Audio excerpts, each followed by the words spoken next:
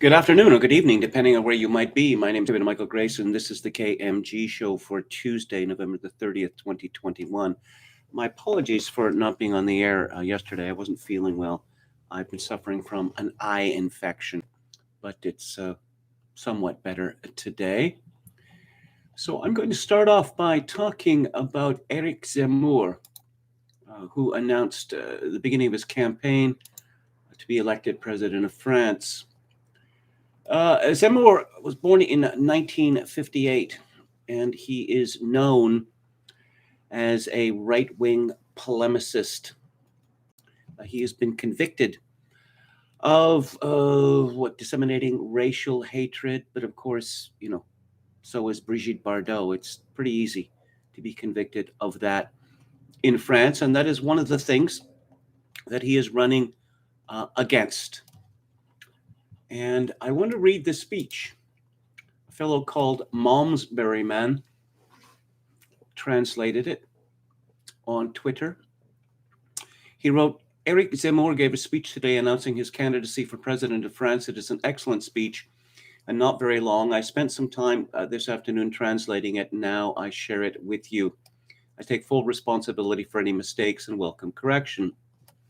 Zemmour begins, my dear countrymen, for years the same feeling has swept you along, oppressed you, shamed you, a strange and penetrating feeling of dispossession. You walk down the streets in your towns and you don't recognize them. You look at your screens and they speak to you in a language that is strange and in the end foreign.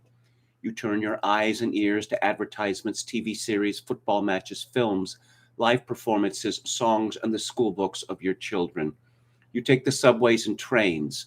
You go to train stations and airports. You wait for your sons and your daughters outside their school.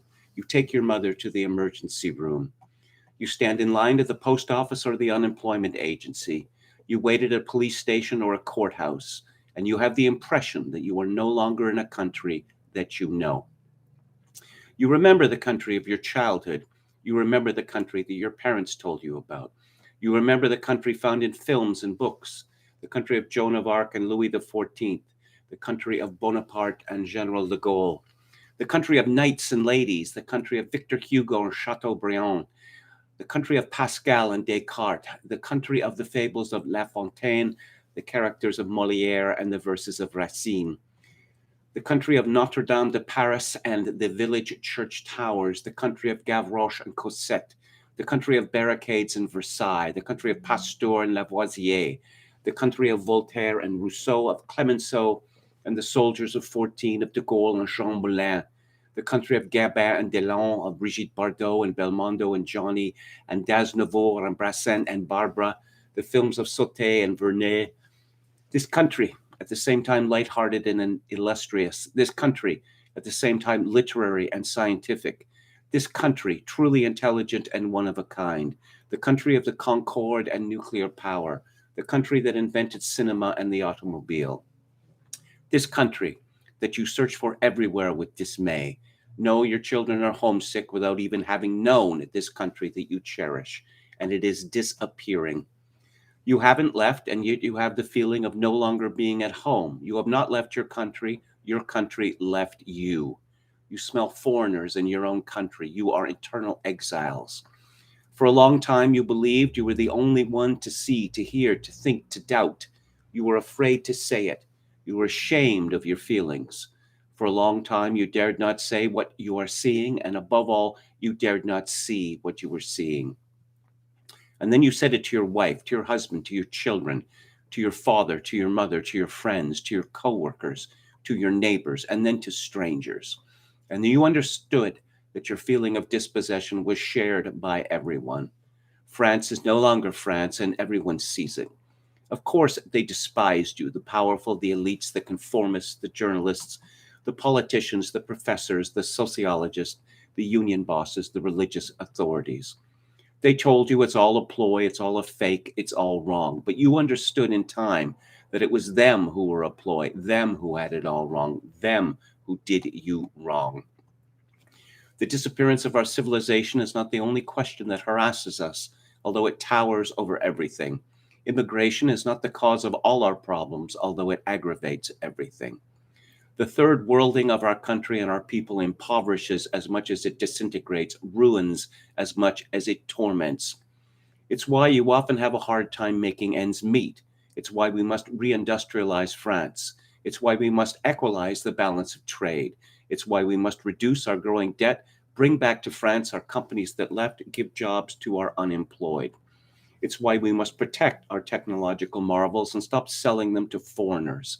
It's why we must allow our small businesses to live and to grow and to pass from generation to generation. It's why we must preserve our architectural, cultural, and natural heritage. It's why we must restore our Republican education, its excellence, and its belief in merit, and stop surrendering our children to the experiments of egalitarians and pedagogists and the Dr. Strangeloves of gender theory and Islamo-leftism. It's why we must take back our sovereignty, abandoned to European technocrats and judges who rob the French people of the ability to control their destiny in the name of a fantasy, a Europe that will never be a nation. Yes, we must give power to the people, take it back from the minority that unceasingly tyrannize the majority, and from judges who substitute their judicial rulings for government of the people, for the people, by the people. For decades, our elected officials of the right and the left have led us down this dire path of decline and decadence. Right and left have lied and concealed the gravity of our diminishment. They have hidden from you the reality of our placement. You have known me for many years. You know what I say, what I diagnose, what I proclaim. I have long been content with the role of journalist, writer, Cassandra, whistleblower. Back then, I believed that a politician would take up the flame that I had lit. I said to myself, to each his own job, to each his own role, to each his own fight. I have lost this illusion.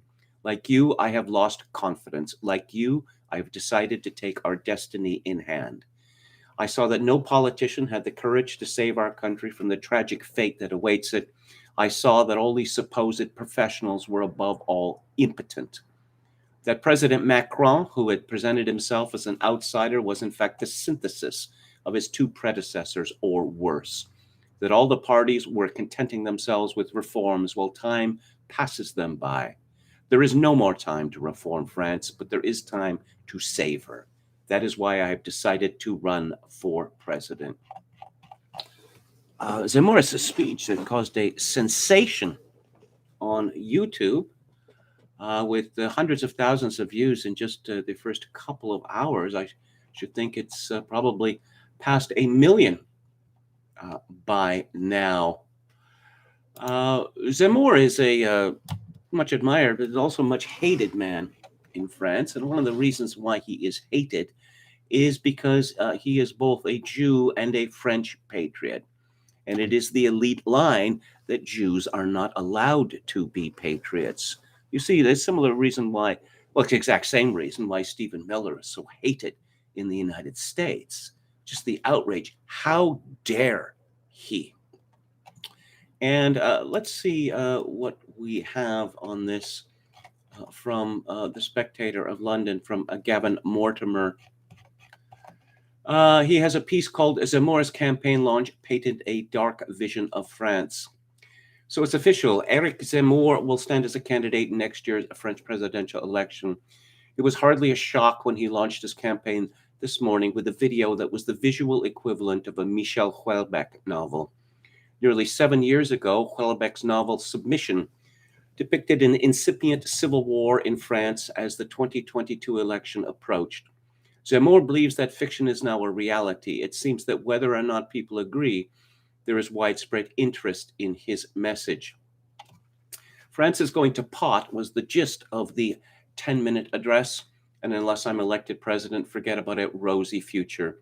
To underline his message, Zemmour interspersed the video with clips of police stations being attacked by gangs of youths, nurses being set upon by thugs in hospitals, and drug dealers plying their trade on busy streets in broad daylight. He gave his speech to the soft strains of the second movement of Beethoven's Symphony No. 7. And then he gives the list, which I previously read, of French greats of the past. And the comment is, these names and others were accompanied by black and white footage from the 50s and 60s of Frenchmen and women going about their peaceful, everyday lives. He attacked, too, the progressive culture that has arrived in France from America and is spreading rapidly in sport, film, and music, and even the school books of your children. There was a clip of PSG footballers taking the knee and of a woman in a headscarf taken from the recent Council of Europe campaign that claimed beauty is in diversity as freedom is in the hijab. Zemmour, looking more lugubrious than ever, intoned, "You haven't left your country, but it is as if your country has left you." The presidential announcement caps a turbulent few days for Zemmour, who is no stranger to controversy, having been convicted for inciting racial hatred. On Friday, a Celebrity magazine ran a front-page expose in which it alleged he and his 28-year-old advisor, Sarah Knafo, are expecting a baby. And on Saturday, he received a hostile reception on a visit to Marseille. Tempers frayed on both sides, and the 63-year-old was photographed exchanging one-fingered salutes with a protester, a gesture he later acknowledged was inelegant.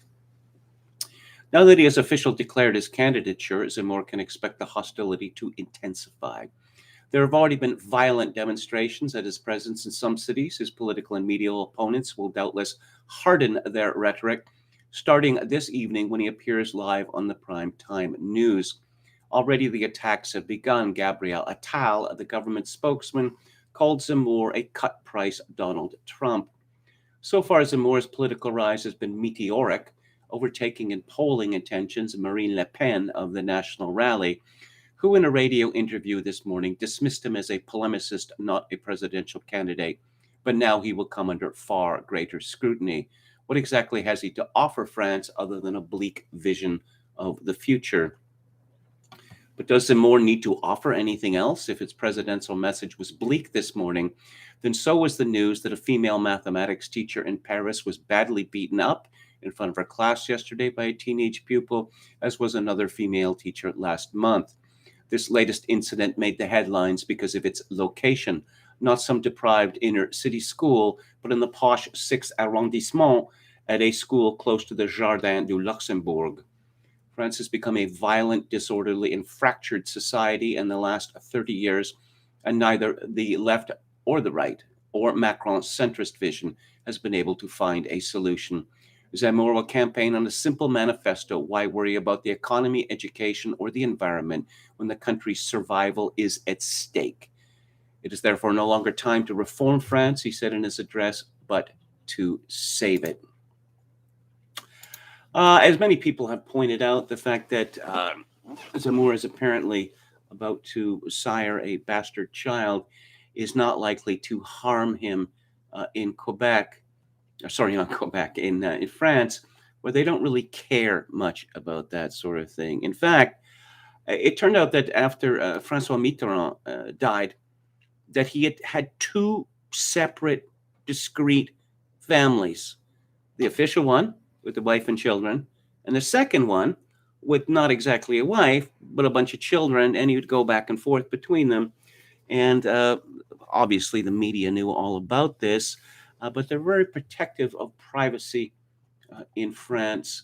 As for Jean-Marie Le Pen, she's had her chances, has she not? How many of them have there been? And she just can't break through. One more thing. Some woman called Zara Sultana, who is an MP, a Labour MP, proudly serving the people of Coventry South. She's very, very upset at Eric Zemmour. I mean, God, because she's Muslim, Pakistani Muslim, and he's a Jew. She complained on Twitter. The Spectator is publishing fawning articles about Eric Zemmour, a man guilty of inciting anti-Muslim hate, promoting Holocaust revisionism, and calling child migrants killers and rapists. It's no surprise when you remember this right-wing rag publishes defenses of Greek neo-Nazis. Yeah. Holocaust revisionism, no. He has not published Holocaust revisionism. He has asked for a, how would you say, a greater understanding of the Vichy period. But what do we know about this Zara Sultana woman? Hmm? What do you know about her? During the 2019 election campaign, the Jewish Chronicle reported that in 2015, whilst she was a student, Sultana had social media posts from a subsequently deleted account which implied she would celebrate the deaths of the former Labour Prime Minister Tony Blair, Israeli Prime Minister Benjamin Netanyahu, and former US President George W. Bush, and she supported violent resistance by Palestinians. She also sent tweets to someone whom she described as pro-Israel to jump off a cliff and compared the Holocaust to those who died in Iraq, Afghanistan, Palestine, and Chechnya. Sultana later apologized for the post and said she no longer held those views and wrote them out of frustration rather than any malice. The Labour Party re-interviewed her as a consequence of the post, but she remained the party's candidate. After her election, the Jewish Chronicle reported on a further social media post made by Sultana in 2015, in which she stated that students supporting Zionism were advocating a racist ideology and championing a state created through ethnic cleansing, sustained through occupation, apartheid, and war crimes. Yes, it's a funny thing. Britain has imported all of these people from places like Pakistan, and they seem to be far more interested in the Middle East than they are in their adopted country. Of course, this is completely absurd. It is the notion of people like Zara Sultana, and this is one of the things that Zemmour is fighting about. It is that it's our duty to bend to the wishes, to the culture of the immigrants. No, it isn't. It is their duty to bend to us and our culture. And frankly, if they don't like it here, they can bugger off. They certainly won't be missed. Let's have a look at the chat. Hello to Benjamin K, Dionysus, David the Gnome. Jogokin666 says, I want to live with an Omicron girl. I could be happy the rest of my life with an Omicron girl. Nice Neil Young reference. 10 silver vaxes, boosters galore. Fauci relaxes and waits between shows for his Omicron girl. Hello to Oscar Toe. So this guy was convicted of a racist in a country that he's now running for leader of. Yeah. I believe Le Pen was also convicted, maybe perhaps more than once. No sleep till Breezewood, PA. Hello. Is this the French Jewish right-wing guy? Yes. And his family are Pieds Noirs, black feet. Pieds Noirs, black feet. And so, they know about Muslims from back in the day.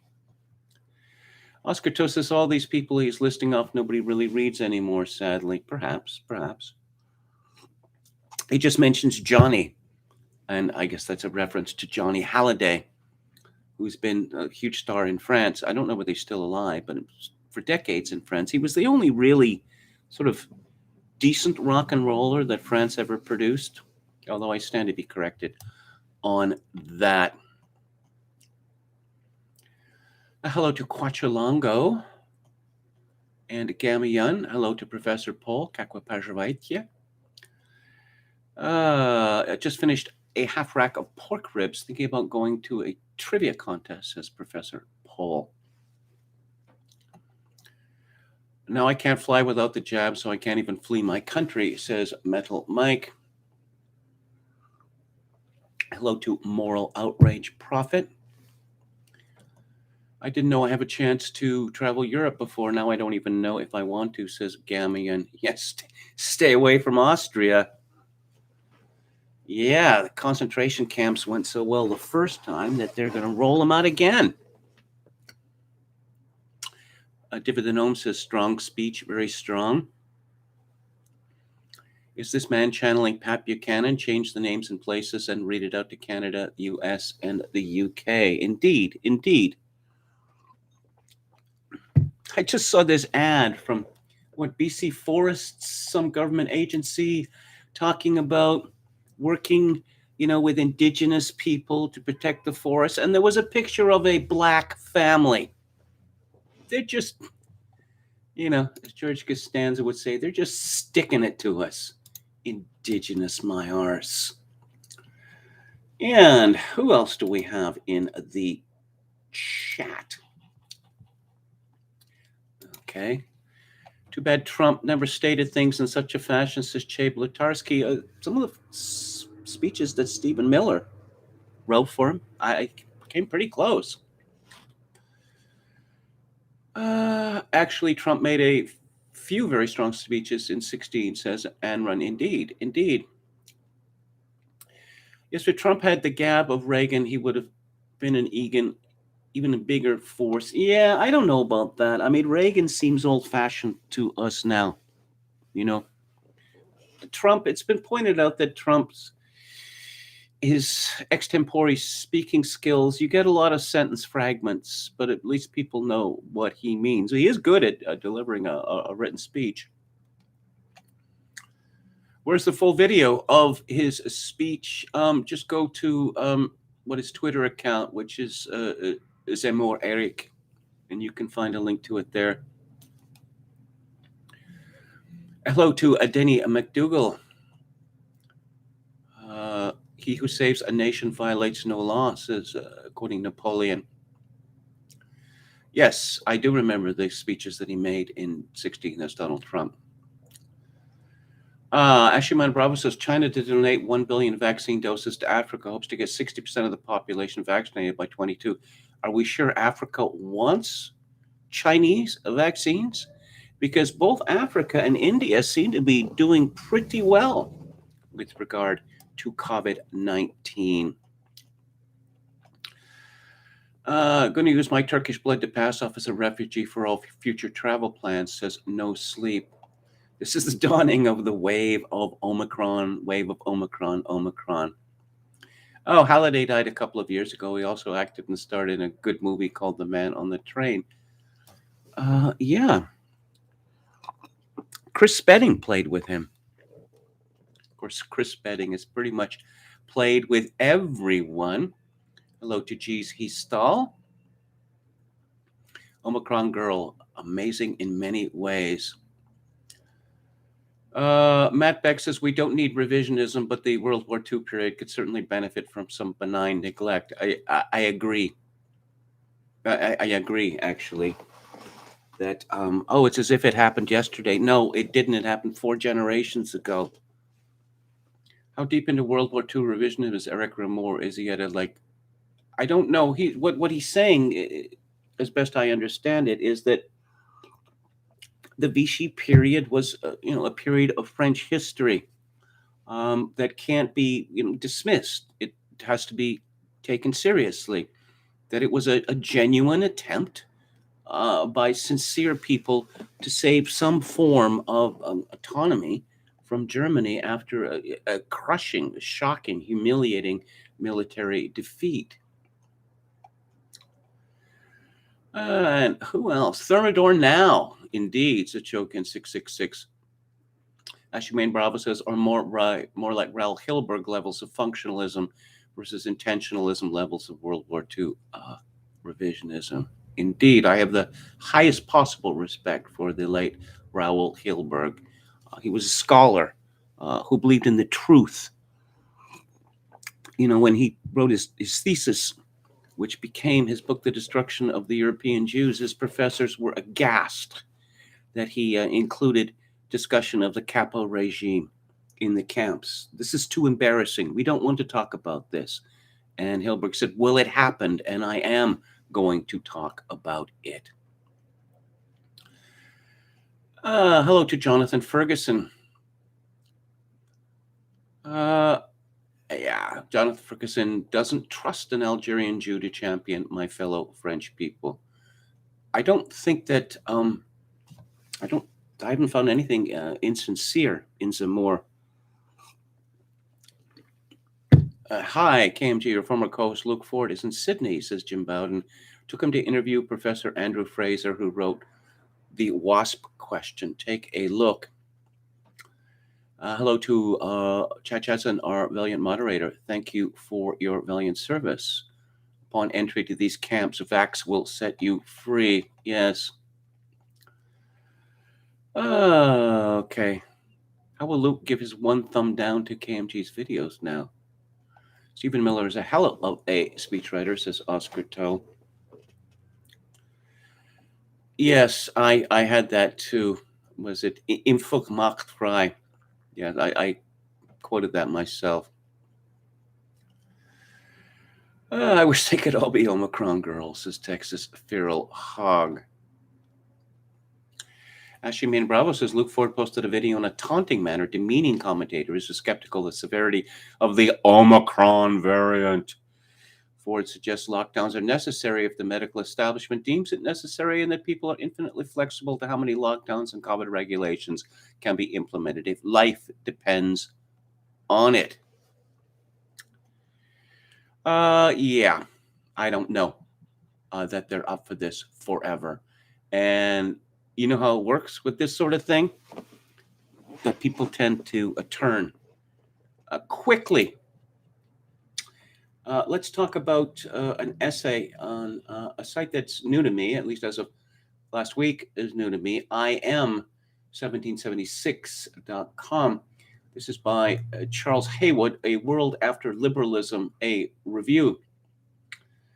A World After Liberalism, Philosophers of the Radical Right offers political advice to Christians. The problem is it's not good advice.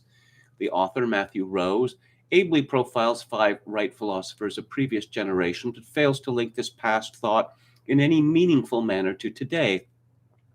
He instead uses this historical survey to lecture Christians they must anathemize today's fast-growing post-liberal right, while ignoring that all present attacks on Christians come from the modern left, the final form of liberalism. Rose can't bring himself to criticize the left, so his book fails to provide prudent guidance to Christians. Rose begins not by defining liberalism with any precision, although he seems to equate it with the Enlightenment, and thus autonomic individualism and egalitarianism, but by saying that liberalism is losing its hold on Western minds. True enough. Rose notes the great diversity among post-liberals, nationalists, populists, identitarians, futurists, and religious traditionalists, and he offers a very short but generally good thumbnail sketch of this present-day ferment. But then he throws all his insights away, saying history offers a guide to the destiny of ideas. And this is not a book about a present generation of radicals, but about a previous one, whereupon he retreats 100 years and only ever views the present through the dead past. Rose's premise, never quite made explicit, is that the dividing line between left and right is whether individual or collective identity should be the core of a society. But while certainly atomized autonomy has always been the touchstone of the left, and no doubt the right thinkers he profiles regarded social collective identity as crucial, Rose in practice equates collective identity with race, despite race being very secondary or wholly unimportant to nearly all of those he profiles. Rose is trapped and bound within the frames of the left, and the left loves nothing more today than demanding from the right talks about race, with the sole goal of using it, in Scott Adams' phrase, as a linguistic kill shot, obviating any need for facts and reason. Thus, Rose cites St. Paul that there is neither Jew nor Greek in Christ Jesus. I am so tired of that passage being misconstrued by people who should know better. But he thinks this means Christians must adopt the left's definition of racism, i.e., white people are evil, and must acknowledge this by hating themselves and handing over power, money, and honors earned to non-white people. Unfortunately, excessive focus on race is only the most glaring example of Rose's frequent prostrations before the left, even though I don't think he's a man of the left himself. The author offers repeated preemptive apologies, such as for daring to actually evaluate right thinkers objectively. I hope that in treating them seriously, I have done nothing to normalize any of the perennial diseases of the human mind. When you announce in your introduction that you regard the thought you are studying as diseased, you undermine your credibility. Equally tiring are Rose's many other obeisances to the gods of the age in major ways, such as the laughable claim that Christians must play an essential role in combating racism, thereby ignoring that if racism is a sin, it is no special sin, merely one of the innumerable manifestations of the cardinal sin of pride, and in minor ways, such as using CE instead of AE. I suppose, though, all this may be just the cost of admission to being published by Yale University Press. And to be fair, the book is susceptible to an esoteric reading in which this is a smokescreen designed to support an attack on liberalism, although I don't think that is an accurate reading. At least Rose admits that the modern left-dominated world has failed the young. There are human needs that liberalism cannot possibly satisfy, needs that it now struggles to even acknowledge. Among those are all the core needs of every human and every human society, needs of the human spirit he enumerates. Moreover, to ask people to apologize for what they are right to value and to be ashamed for what they are right to need is to tempt political catastrophe. Then he proceeds to ignore those needs and admonish us that we were right to value and right to need is only what the left tells us we should need and value. I remember a line by David Mamet from the unit, "Do not mock the ways of the past, because they were built on the shoulders of the men and women who were there." But you're not likely to get much talk like that from soi-disant right-wingers these days, not on this continent. So who are the 5 dead white people that Rose discusses? Let's see, Oswald Spengler comes up first, whose theory of history has indeed been getting attention lately and is also the most mainstream of the thinkers Rose profiles. Spengler saw that the West was remaking Christianity from a religion of the weak to one of the strong, and thereby taking ownership of its Christianity. The decline of the West resulted from a reversion to an earlier Christianity focused on leveling and hostile to heroic greatness.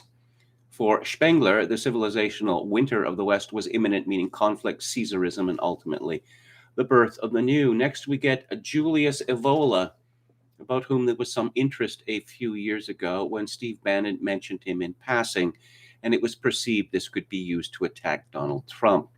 The Italian philosopher disliked Mussolini because he wasn't fascist or aristocratic enough.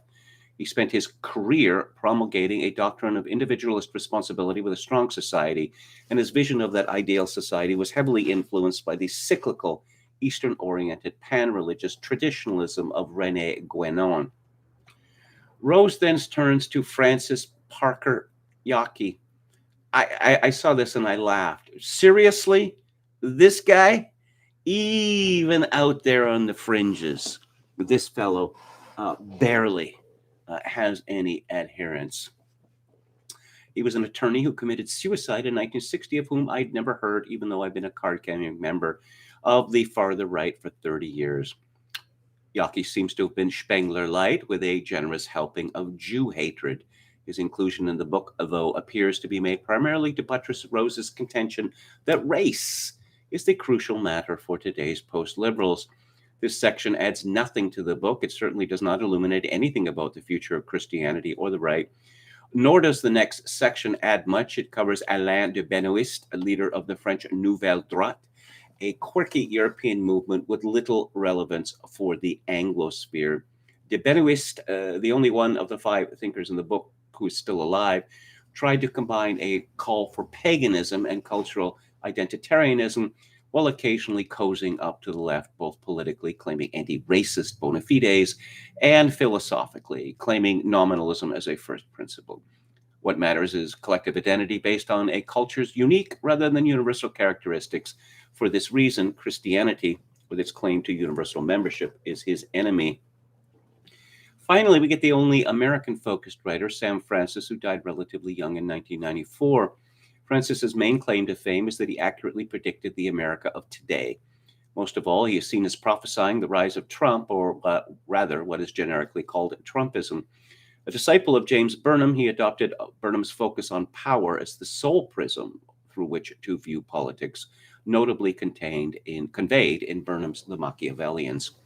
He recognized early that the catamite right of Bill Buckley and National Review was in fact a tool of its putative enemies, and he advocated a political focus on what are today called the deplorables.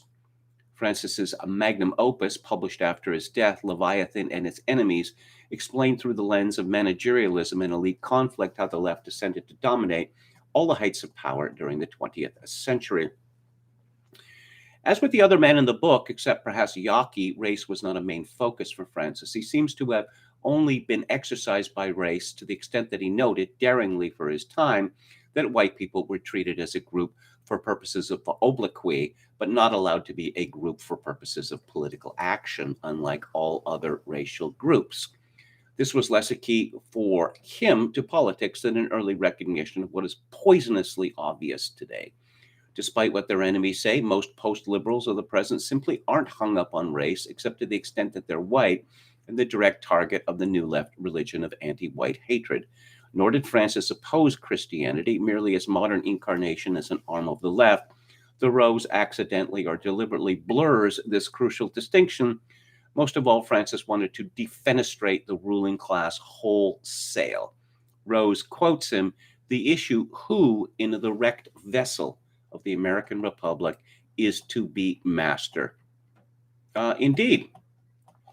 And the essay goes on for quite some length, and I won't read any more of it now, but I can highly recommend it to you. Again, it is at im1776.com.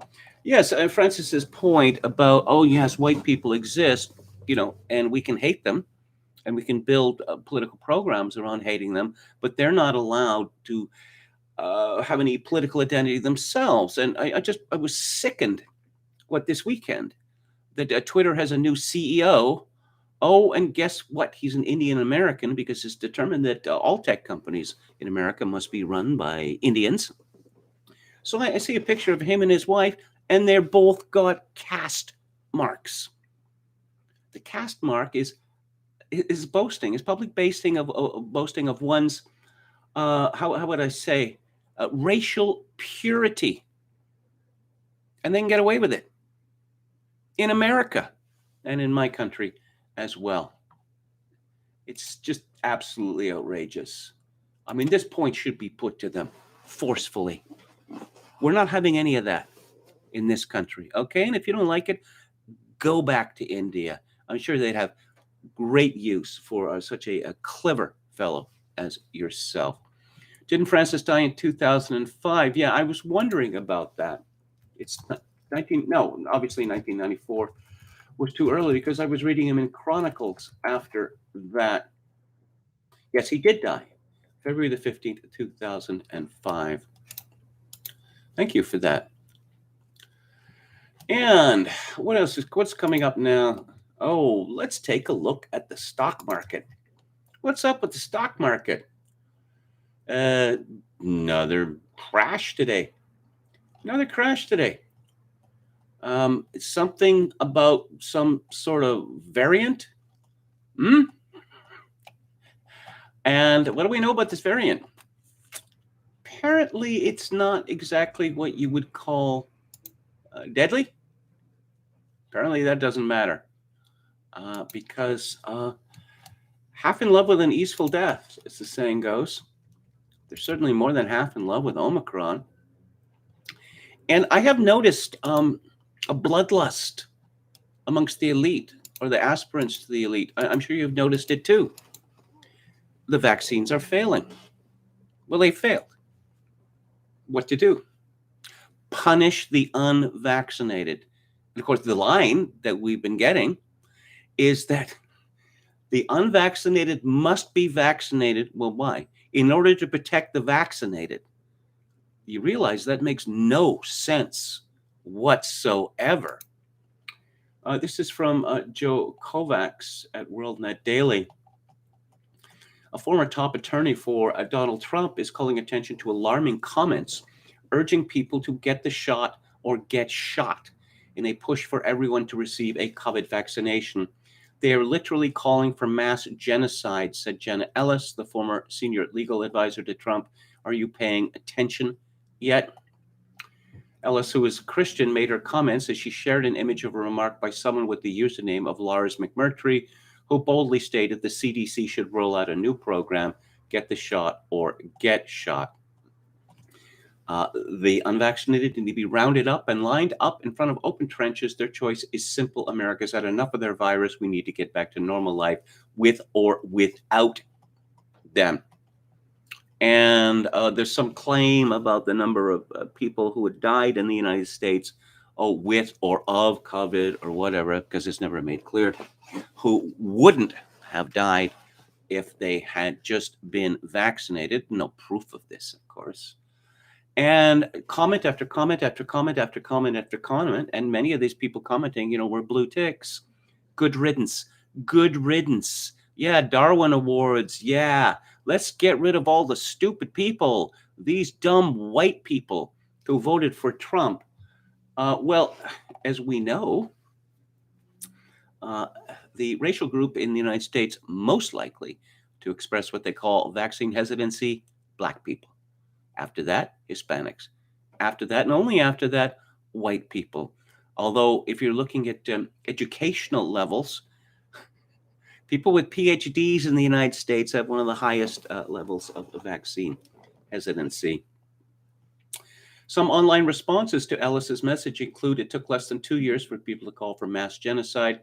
Vaccinated people act like they died on the cross for our sins. Common sense is not common. Should someone tell them that the Omicron emerged among the vaccinated?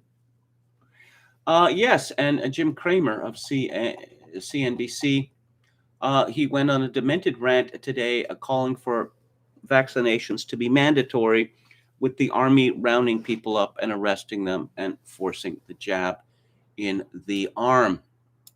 I'll have more on Austria a little later. This is from CBS News. Christopher Brooks. I've never seen Christopher spelled that way before.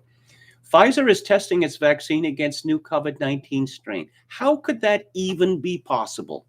How could that even be possible? But that's the good news, I suppose.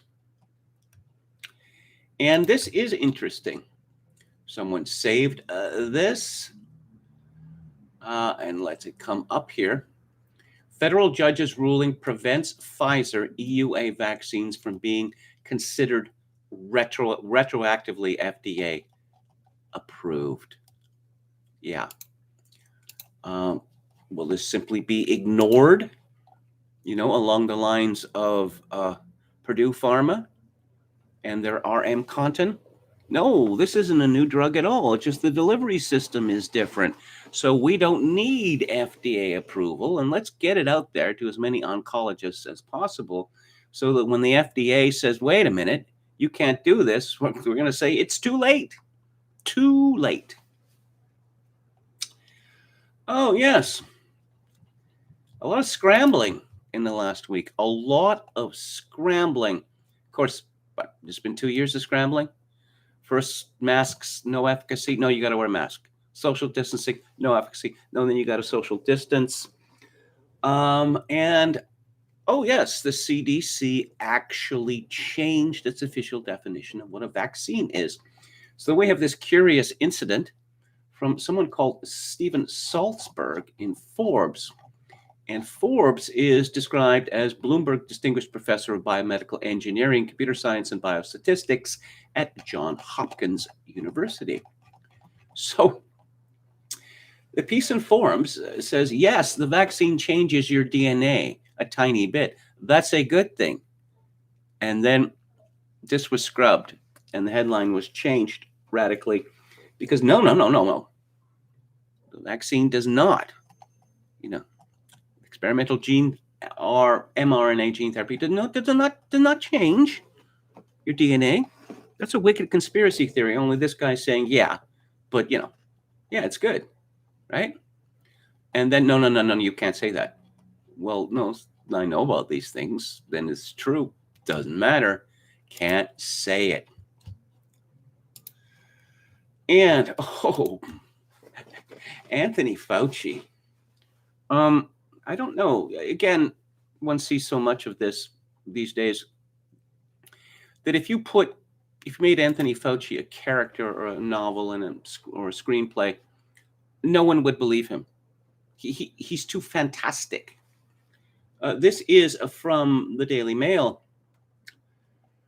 Polarizing Fox News host Tucker Carlson has compared Dr. Anthony Fauci, the nation's top infectious disease expert to Italian fascist World War II dictator Benito Mussolini.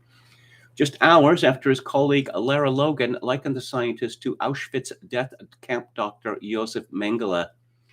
During Monday's installment of Tucker Carlson Tonight, the presenter argued that the director of the National Institute of Allergy and Infectious Diseases has gone from being a sober public servant at the outset of the pandemic to a megalomaniac accountable to no one.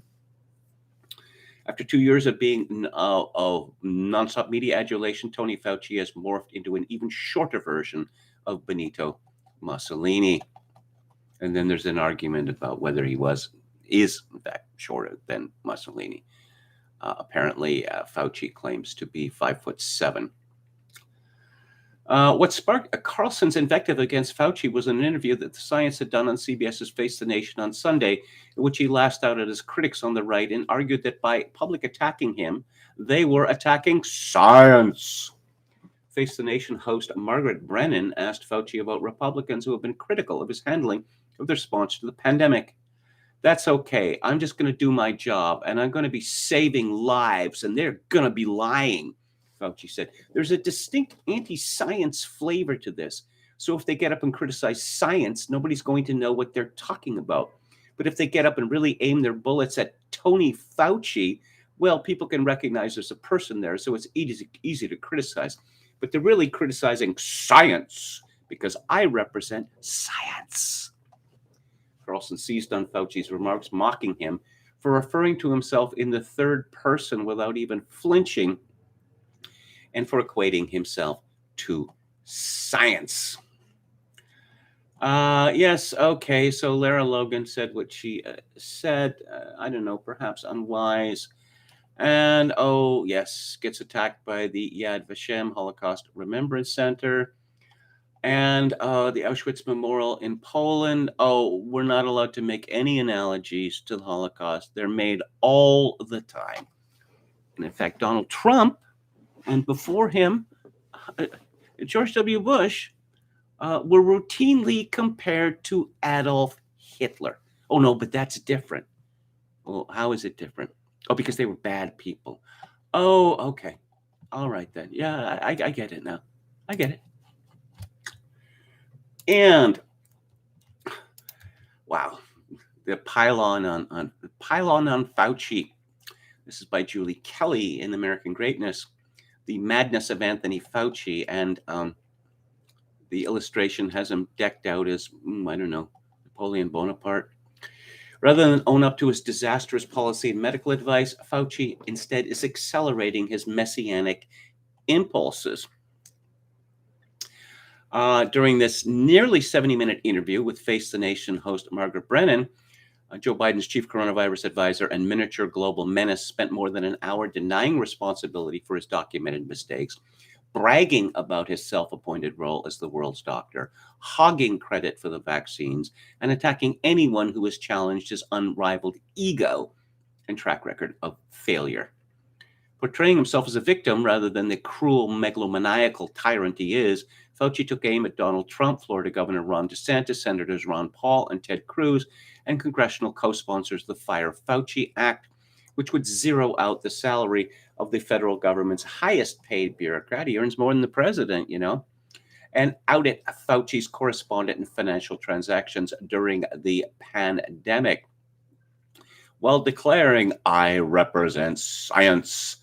Fauci humbly graded the scientific approach to the pandemic as A+, while incongruently warning about a fifth wave of the virus and explaining by one scientific stumble after another, from useless temperature checks to the need for biannual booster shots, and randomly claiming that the virus spread is 40 to 50 to 60% asymptomatic. Science! Yes. So let's pile on Anthony Fauci.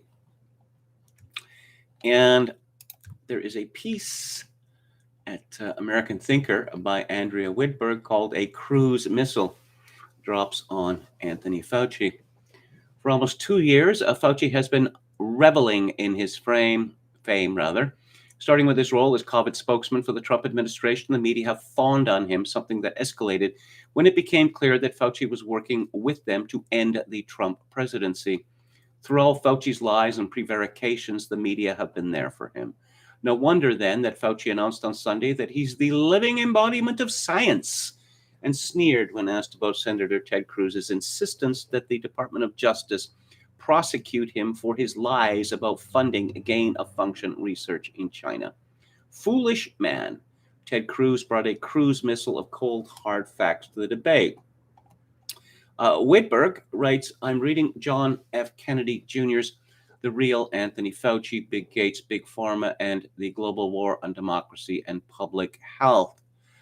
Well, I have read a long review of this book, which I now possess, by Laurent Guillenot at uns.com. And it seems to me that there would be few people who would read this review with an open mind, with a sense of fairness and justice, and not be outraged and demanding revenge. There is a great deal of detail about how Fauci maneuvered to keep HIV/AIDS to himself, thus cutting out another government agency with all that sweet, sweet money that came thereby. And his role in, AZT, we're going to give AZT to people with HIV, even people without symptoms of AIDS. And AZT was quite possibly the most poisonous pharmaceutical, certainly approved by the FDA. And how is it approved by the FDA? Rush, rush, rush, rush, rush. Does that remind you of anything? It's just absolutely appalling. And again, you can find that at uns.com. And Robert F. Kennedy Jr.'s book, The Real Anthony Fauci, Bill Gates, Big Pharma, and the Global War on Democracy and Public Health, is now available as a computer. Read it on your computer, read it on your phone or whatever. It doesn't cost very much money either. And there's a limit how much I can say about this at this time. So moving on, let's go to William Briggs, Statistician to the Stars. His essay today is called Introducing the COVID Panic and Worry Indexes, plus what all-cause deaths reveal about the vax. Friday, the propaganda outlets were ablaze with terror stories. Beware the ominous Omicron, the African Avenger. Omicron being the variant du jour. What is hilarious about this is that our fearless rulers skipped over the letter Z, which isn't even pronounced Winnie the Pooh. You have to laugh. Well, I said on Twitter that I was rather surprised by this because one would have thought that the Chinese would be proud of their handiwork. Then, late in the day Friday, some numbers came out. 87 people were identified as having the new variant across all of Africa. Not quite 90, almost 100. The rulers have reacted instantly, calling for a travel ban, see below, but they decided to delay it a few days because our rulers are idiots playing a part badly. Are you sufficiently frightened yet? Even though there was only a scarce handful of people with the OO in Africa and around the world, they said, take a look at what experts had already discovered about our newest violent variant. So now this is from Legal Man or a U.S. Law Review. So now the experts are telling us we're supposed to get the jab and booster to protect us against the Omicron variant. The Omicron variant didn't exist when the jab and booster were formulated, so it's not even theoretically possible to have taken it into account. Symptoms of new Omicron variant of coronavirus. This is from some government agency. A number of heart-related complications may occur, including heart failure, arrhythmias, heart inflammation, and blood clots. Delusions, strokes, brain hemorrhages, cognitive disorders, psychosis, peripheral nerve damage, etc., etc. Briggs comments, statisticians usually require enormous sample sizes to discern these kinds of things and distinguish them from other vax symptoms, from other corona doom variant symptoms. Yet experts had all this information ready to go. Experts are amazing. Where did the ominous Omicron come from? And I'm not going to repeat what he has to say about this. He does quote someone, from National Public Radio. Things are getting strange. Richard Harris, you may have heard that bacteria can develop resistance to antibiotics and a worst-case scenario render the drugs useless. Something similar can also happen with vaccines, though with less serious consequences. Yeah, the Merrick scenario, if this ever happens, very serious consequences. The worry has arisen mostly in the debate over whether to delay a second vaccine shot so more people can get the first shot quickly. And someone called Paul Bienez, they might serve as a sort of breeding ground for the virus to acquire new mutations. And Harris says that's because the virus is always mutating. And if one happens to produce a mutation that makes it less vulnerable to the vaccine, that virus could simply multiply in a vaccinated individual. But even if that happens, that's only one step in the process. It goes on like that at length. In brief, instead of focused protection of the truly vulnerable, old and sick, mass vaccination, including those who are previously infected, will likely cause the spread of variants and in spots cause the pandemic to worsen. Isn't that what we have seen? Sage in the UK saw it coming as well. Now, I'll tell you a secret. The headline came from back in early February, and people were still happy about the vax when there was great glee at their introduction on the right. The left was still against the Trump vax before it became a mania to mandate them, before it was realized by experts and the masses how poor they would be in practice. Not us, dear readers, for we predicted what we have seen, conditional on the universal experience with vaccines for respiratory diseases like flu, and really medicines of all kinds. Can you recall how many times we reminded ourselves that we had flu vaccines for decades, all failing to eradicate that disease? Me neither. But it was many. Oh, the Prime Minister of Italy says those who do not get vaccinated are not part of our society. Briggs comments, the Prime Minister of Italy says they're not part of our society. What are they part of then? Shall these evil people be purged, killed? Bonnie Spawforth tweets, Dateline Austria, under lockdown, citizens aren't even allowed a glass of wine at the Christmas markets, but the government, health minister, and federal president have a party without masks or social distancing. It's all theater. They are lying to you. Oh, and the sign reads, unvaccinated, unwanted. This is at a gift shop, Vienna, presumably. You have to admit Germans have a hell of a sense of humor about this. The WHO says it's time for countries to have a healthy debate about mandatory vaccination. Mandatory, dear reader, has a definite meaning, else words have no meaning at all. What will be the end of this then? Blood? Blood to assuage the fear of the hysterics panicked by propagandists, to salve the egos of failed experts? You tell me. Video montage of Democratic politicians expressing vaccine hesitancy for partisan reasons last year. Today, many Democrat politicians accuse vaccine skeptics or critics as people who want to kill others. And yes, first up, Kamala Harris. Oh, yes. And of course, Trump banned flights from some places, and that was xenophobic and racist. But when Joe Biden does it, well, it's not, because he's not Trump. Oh, and here is a blast from the past. Beautiful. It's just beautiful, beautiful stuff. This is from the London Independent, February the 28th of 2021. All vaccines are 100% effective against death and hospitalization, Fauci says. Yeah, that aged well, didn't it? Briggs asks, was he right? Was he even in the ballpark? Was he even on the same planet? Have your answers. Okay, now answer this one. Why has this man not been, launched into low Earth orbit? Oh, yes. You can't die in here. Assisted death only for vaccinated, Euthanasia Association says. And of course, that's in Germany. They won't kill you unless you're vaxxed or recovered. Recovered. Oh, yes. And going back to that Forbes article, the original headline, yes, the vaccine changes your DNA a tiny bit. That's a good thing. Changed headline, COVID vaccines don't alter your DNA. They help choose cells to strengthen your immune response. Well, I guess they'll keep on doing it for as long as they keep getting away with it. Of course, I just get the feeling that they're not going to be able to keep this up much longer.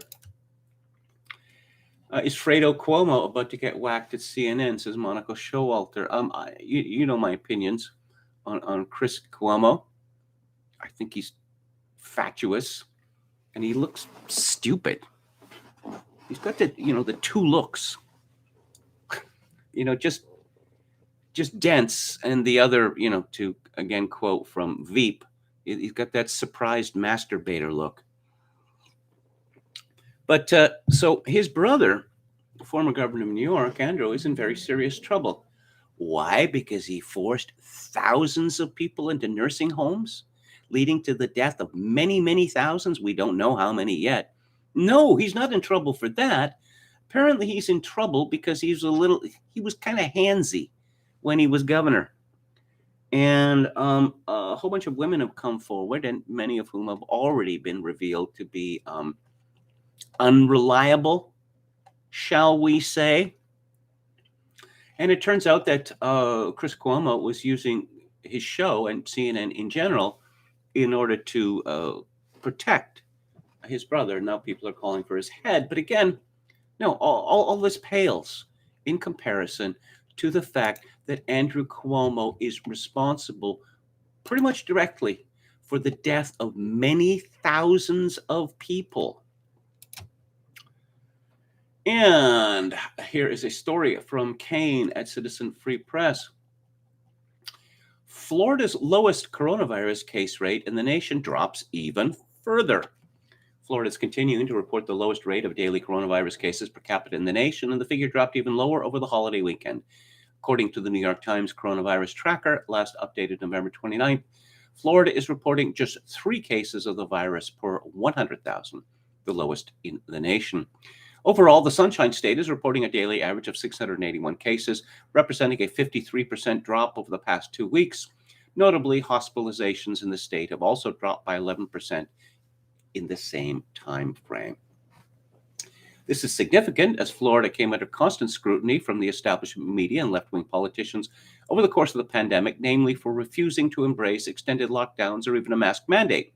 Notably, Florida never once had a statewide mask mandate in place. And I could get in trouble for this, but it's a study. It's science. This is from Study Finds yesterday, studyfinds.org.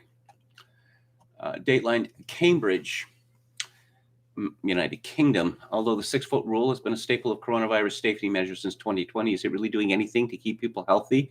A new study finds the answer to that appears to be a resounding no. Scientists from the University of Cambridge say the social distancing rule of 6 feet does not protect against catching COVID-19, even outdoors. The team calls the social distancing rule an arbitrary measurement of safety in the absence of masks. It could have been set anywhere from 3 feet to 10 feet, depending on the risk tolerance of the local public health authority putting out the mandate.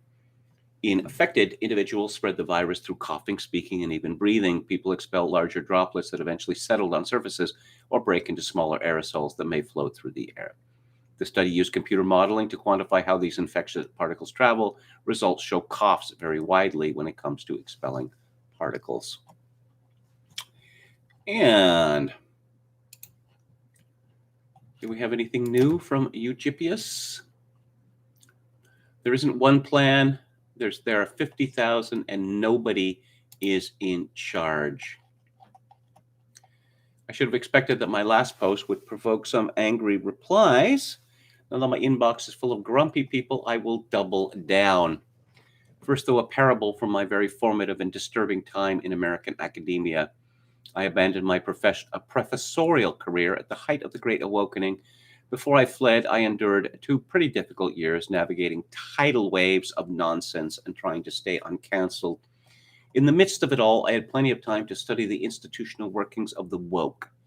The fundaments of their dogma were laid by specific critical theorists long before I entered graduate school, but the system as a whole did not become operative until a long while later, as its acolytes ascended to senior faculty and administrative positions, and a distributed consensus emerged that the tenets of wokeness were right and necessary and just. People tend to believe things that further their personal interests, and universities are no exception. Wokeification succeeded largely because it gave a lot of different people a lot of different things that they wanted. It gave the increasingly powerful university administration a reason to hire more administrators to manage diversity and ensure its forward march. Self-propagation is the highest goal of administrators everywhere. Wokeness also became a useful tool in ongoing turf wars between administrators and faculty. Diversity is a simple metric via which the administration can interfere with faculty hiring and academic operations. New diversity hires know who is buttering their bread and remain loyal to the administrators whose policies brought them in. For the increasingly mediocre and incapable faculty who now teach at even the most august American schools, the woke circus has its own attractions. It provides distraction from the unrelenting demands of objectivity and originality and permits a pleasing, self-righteous indulgence in moral scolding. In woke studies, the answers are always predetermined, and it is very easy to get anything published, provided you say the right things. For students, wokeness has still other attractions as a font of easy coursework, as an opportunity for social networking, and as a locus for the periodic ritual entertainment of false moral outrages and protests. All of this is to say that wokeness was selected for many aspiring ideological and intellectual programs because it gave the right things to the right people. The bottomless mediocrities who helped construct the subgenre of critical theory on which the whole woke phenomenon rests are not in charge of the wokeness circus. The administrators who promote and participate in wokeness are not alone in running it, and they could never turn off or redirect the machine over which they appear to preside.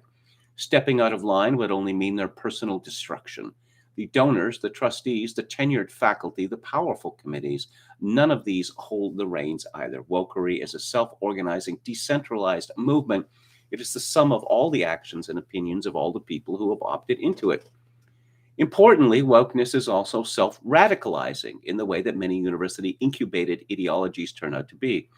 Administrators or department chairs are constantly in danger of being outflanked on their left, and so they must adopt and endorse the most radical line to maintain their position. Otherwise, they will be accused of racism or sexism or whatever and replaced by even more unhinged, dangerous people. Also, too, diversity is increasingly managed by dedicated administrative offices and special committees, which end up peopled with the most racially obsessed, divisive, woke-enthused types imaginable. Finally, nobody can gain support for or argue on behalf of anything unless it be cast in woke terms. Want a new Egyptologist? Need to renovate the library, collecting support for shortening the spring semester by a week? Well, you and your allies better explain why these initiatives will help redress historical racial injustices. In this way, all internal discourse and management comes to be about wokeness all of the time. And then he goes on to talk about, well, conspiracy. So I will just tease you with that. Again, you can find this at eugYPPIUS.substack.com. And let's get the latest numbers from Ontario. And it is turning out exactly as I predicted. But the media, for some reason, is not making much of this. Golly, I wonder why. This is from Cody Wilson at CP24. Ontario is reporting close to 700 new COVID-19 cases and 3 more virus-related deaths, pushing the province's virus-related death toll to 10,000 today. Provincial health officials logged 687 new infections on Tuesday, down from 788 on Monday, but up from 613 1 week ago. So who are these people? Who are they? And let's find out. The new cases confirmed today, 310 are in those who are unvaccinated. 19 involve people who are partially vaccinated. 308 are in people who are fully immunized. And 50 involve those with an unknown vaccination status. Yeah. So it doesn't seem to make much difference, does it? But then they start talking about the age of people who are becoming infected. And so, yes, despite what the numbers clearly show to be vaccinated, well, it's just so much better, because, well, actually the number of people getting infected is essentially identical, but for some reason it isn't. Okay. So I was watching 2 short videos of the Prime Minister of New Zealand, Jacinda Ardern, and there's something about her that reminds me of Tony Blair, because a disconnect between the eyes and the rest of the face. That Tony Blair, as Prime Minister of Great Britain, he looked increasingly deranged, and Jacinda Ardern just looks increasingly deranged. So here she is talking about, I don't know, some sort of milestone had been reached. I'm looking at her sad Muslim face here. She is so very concerned. Okay, so apparently New Zealanders are now allowed to go to other people's homes and use their toilets. And Jacinda, it just dazzling smile, and she used the word luxury. Yeah, she actually used the word luxury. Okay. And here's the latest from Jen, not Jennifer, but Jen Psaki, who is the press secretary of the President of the United States. Steve Watson writes at Summit News, Jen Psaki's job becomes more and more untenable every hour. She is literally unable to give a straight answer to any question because to do so would give the game away. This was readily apparent Monday as Fox News reporter Peter Doocy asked her to explain why Joe Biden was seen once again flouting his own mask mandate at the weekend, and to explain how President Trump's travel bans were xenophobic, but now Biden's are not. Addressing Doocy's question about Biden banning people coming to the States from Africa, Psaki said, "Well, I would say first to put it in context, Peter. What the president was critical of was the way that the former president put out, I believe, a xenophobic tweet on how he called what he called the coronavirus and who he directed it at. The president has not been critical of travel restrictions," she added. This is an outright lie. Outright lie. And we have evidence. Here's a tweet from Joe Biden, February the 1st, 2020.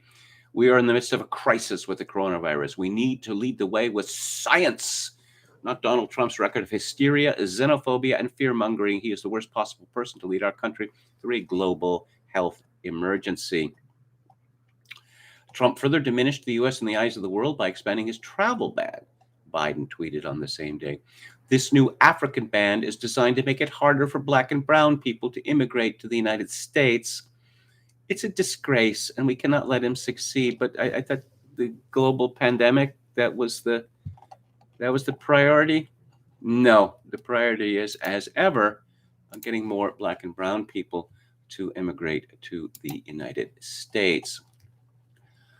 Oh, yes, Austria is becoming an exceedingly droll country. This is Paul Joseph Watson at Summit News. Austrians who refuse to take a mandatory COVID-19 vaccine before a government-imposed deadline face prison sentences and huge compounding fines for non-compliance. After initially placing the unvaccinated under lockdown, a policy that completely failed, Chancellor Alexander Schallenberg announced the jab would become compulsory from February the 1st. Questions as to what would happen to those who still refuse to take it have now been answered in the form of a draft that was leaked to the media. Under the bill, anyone who refused to attend a scheduled vaccination appointment would receive an official summons from local authorities. If an individual failed to show up, they would then be summoned one more time within the next 4 weeks. Should the second official request be ignored as well, the person would face a fine of 3,600 euros or 4 weeks in prison. The fine would increase to 7,200 euros for those who had already been fined twice for violating the vaccination requirement. No one will be forcibly brought to a vaccination center to get jabbed against their will, although rest assured, they will be forcibly placed behind bars if they continue to refuse. If it passes, the legislation will stay in place for 3 years, with the government deciding if having recovered from COVID is a reasonable exemption. As we previously highlighted, former World Health Organization Director Anthony Costello warned that making COVID-19 vaccines mandatory could cause riots across Europe. Now, Greece is nowhere near as wealthy a country as Austria, so I suppose this makes sense. This is from Eleni Shreppa and Paul Tugwell at Bloomberg Quint. Greek Prime Minister Kyriakos Mitsotakis announced mandatory COVID-19 vaccination for all Greeks over 60 years of age before a cabinet meeting in Athens Tuesday in an effort to tackle the new Omicron variation threat ahead of the festive season. Those who refuse to get vaccinated will have to pay a monthly fine of €100 for each month they don't get jabbed. The penalty will be imposed by the tax authorities directly to those who haven't been inoculated, and the funds collected will be given to Greek hospitals fighting the pandemic. It is not a punishment, Mitsotakis said. I would say it is a health fee. And, today's a big day because Alex Berenson's book, Pandemia, is published today. For international readers, the English language version of Pandemia is now available for immediate download or paperback purchase. He says it seems to be selling particularly well in Australia. And another federal court rules against another Biden vaccine mandate, this time for healthcare workers. Not going too well for President Brandon in the courts in this regard. Let's go to the Daily Skeptic, formerly Lockdown Skeptics. The repeated use of emergency COVID powers makes me fear for our democracy. Government by diktat is becoming the new normal. We must resist it before it is too late, writes Silke Carlo in The Telegraph. How fear fuels the vaccine wars. Unless we actively refuse it, our future looks like a QR code flickering across a human face forever, writes Paul Kingsworth in Unheard. The Omicron hysteria shows us that we are being led by experts who have no idea what living a normal life is, writes Alison Pearson in The Telegraph. COVID vaccine unlikely to be as effective against Omicron variant, Moderna boss warns. Yeah, fines for breaching COVID rules are doubled in Australia, but it's not a fine. It's not fines. They're health fees. Doesn't that feel better? That feels so much better. Dan Watton writes in the Mail, we must stand up to our hysterical Omicron overlords. More than 400 studies on the failure of compulsory COVID interventions, writes Paul Elias Alexander from the Brownstone Institute. Brendan O'Neill complains in The Spectator that COVID restrictions have gone on for too long. Why is Omicron variant being treated like Ebola, writes Professor Angus Dalgleish for the Mail. Again, to ask the question is to answer it. Test yourself before socializing to save Christmas, says Nicola Sturgeon. Save Christmas. Oh, if we're really nice boys and girls, maybe the government will let us have Christmas. So what's happening with the vaccines in Britain? Oh, you remember the booster? Yeah, well, the booster it's now 3 months now. Yeah, you got to get another shot every 3 months. Test and Trace, a boss tells public not to socialize unless necessary. Necessary according to whom? It's funny how it's always children who lose out from COVID restrictions. If any other sector of society were discriminated against in such a brutal manner, we'd be up in arms, writes Robert Taylor in The Telegraph. World Medical Association compares new strain of COVID with Ebola. There's no evidence for this, but they're just going to say it anyway. Julia Hartley Brewer tweets, the Prime Minister and half the cabinet are currently at a huge lunch in Westminster. There is not a mask in sight, apart from the waiters, of course. Yet tomorrow the PM will make all of our children wear masks in schools. It's all theater, folks. And JCVI recommends that all adults should receive booster jabs and approves use of the Pfizer jab for 12 to 15 years old. We were told that the vaccines, all of them, were 100% safe and had 100% efficacy. What's the efficacy is now down to what it lasts for 3 months now? That's I sure hope somebody got fired for that blunder. But no one's going to get fired for that blunder, because their hearts were in the right place. Also because you should get vaccinated anyway. I mean, you just can't go wrong getting vaccinated. Just as many times as is deemed necessary. I promised that we would do this on Friday, but in all the excitement, I forgot. So here we go. We are back to Joseph Tainter's The Collapse of Complex Societies. Randall McGuire proposes a structural model to account for collapse following Blau. He argues that societies organized concentrically inhibit structural change, compared with societies organized by intersection of independent parameters.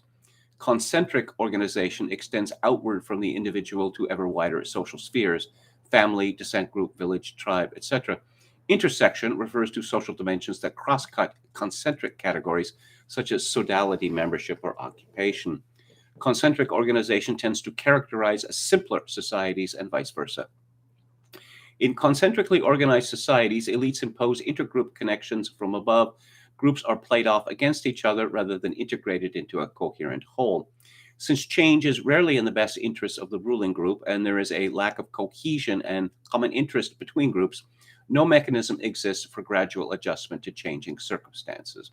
Pressures then lead to collapse rather than to structural change. In the Mayan era, a failure to adapt argument is offered by Willie and Shimkin. Despite internal stresses and external pressures, they argue classic Maya society could bring forth no appropriate organizational or technological response. The bureaucracy was simply unable to deal with an increasingly complex and unstable social situation, and so the society collapsed. Willie also argues in another context that the Maya collapsed because they did not proceed far enough on the ceremonial center to true city continuum. Accounting for the collapse of Teotihuacan, Pfeiffer proposes that this polity had simply reached its maximum integrative capacity without animal transport or wheeled vehicles. Deal argues similarly for the fall of Tula. For Cahokia, Pfeiffer suggests population pressure on a technology unable to feed both the populace and the bureaucracy. Devalekar argues that the Chalcolithic cultures of India died because they did not have the technology to cultivate adequately the black cotton soil. Minutes suggests that the Mimbres culture of the American Southwest collapsed following a failure to attempt economic intensification. Various economic explanations for the collapse of the Roman Empire border on the failure to adapt theory, e.g. Hammond, 1946. These studies postulate deficiencies in Roman social structure and economy, such as A, economic stagnation and lack of lower or middle class incentives, B, the formation of large estates using slave or serf labor, C, lack of regional economic integration, D, overtaxation and the cost of government, E, a weak financial system limited by minimal credit arrangements and by the supply of precious metals, and F, the end of geographical expansion.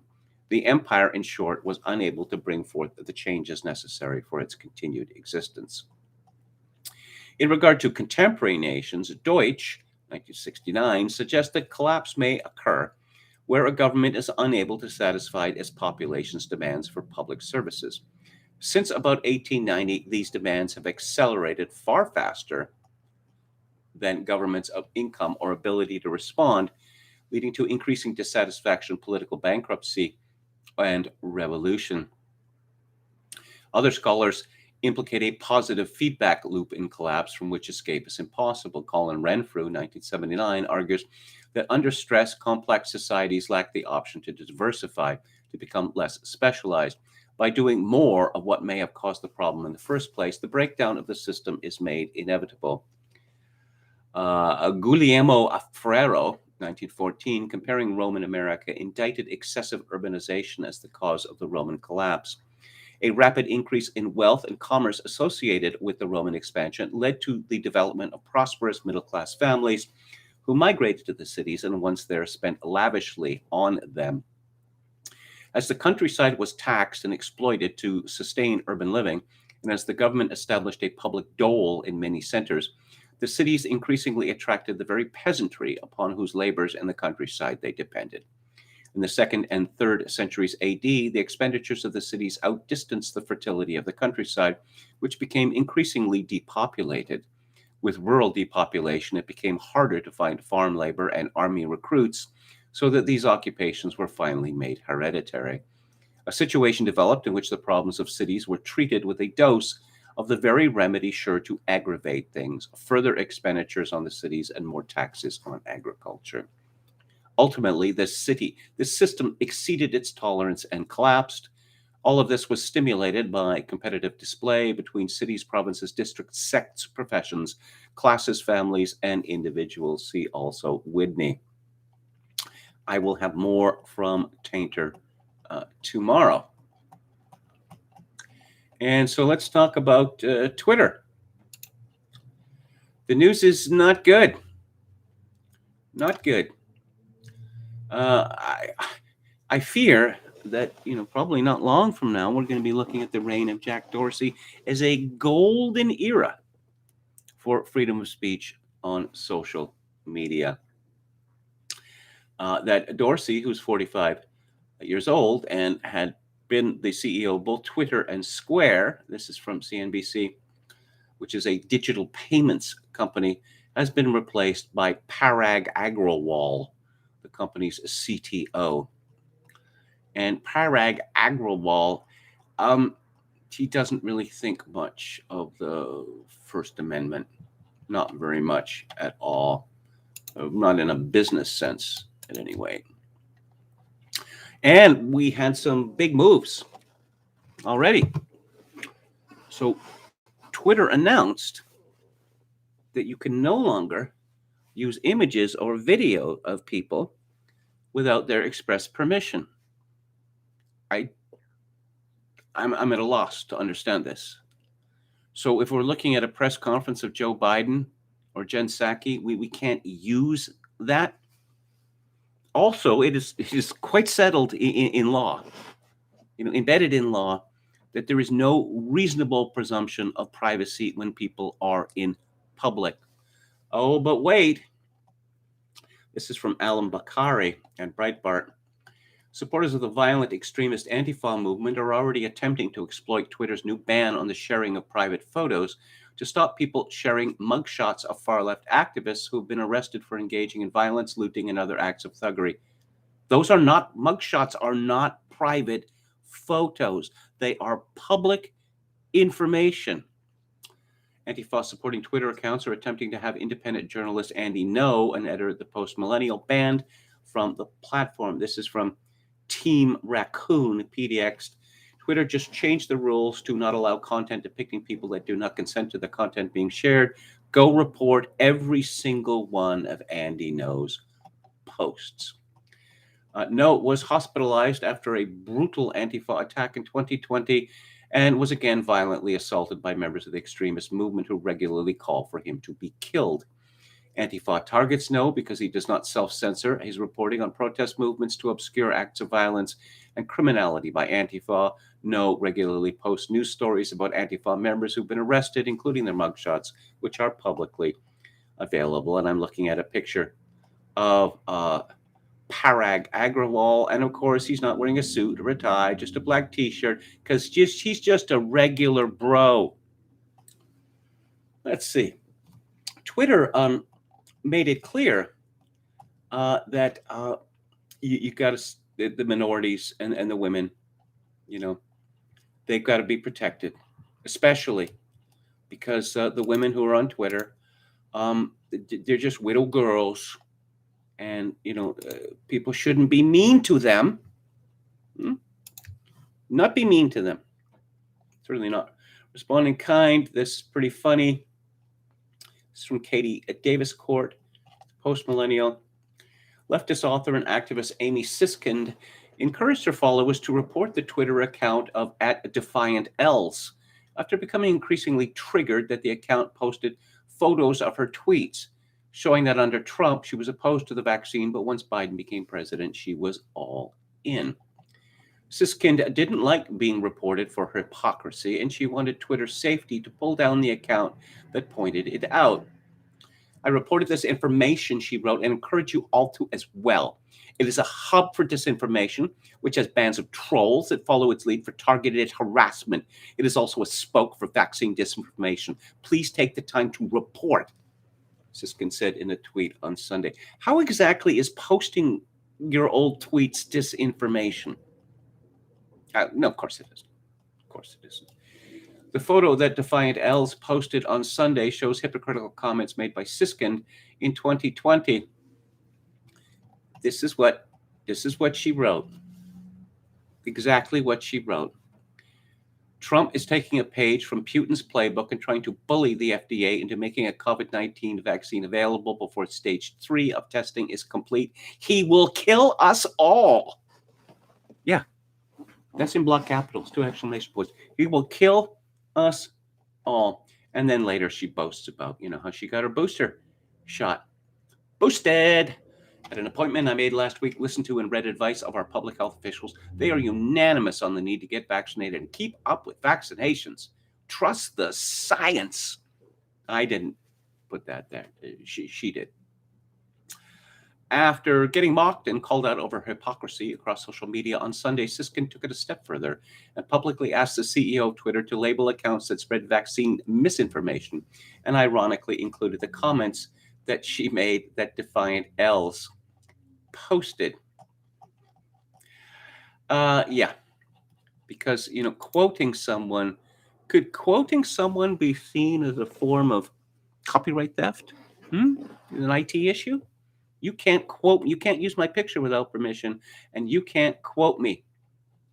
Look, anyone who is on Twitter and has a public account, as opposed to one, which is restricted, is a public figure by definition.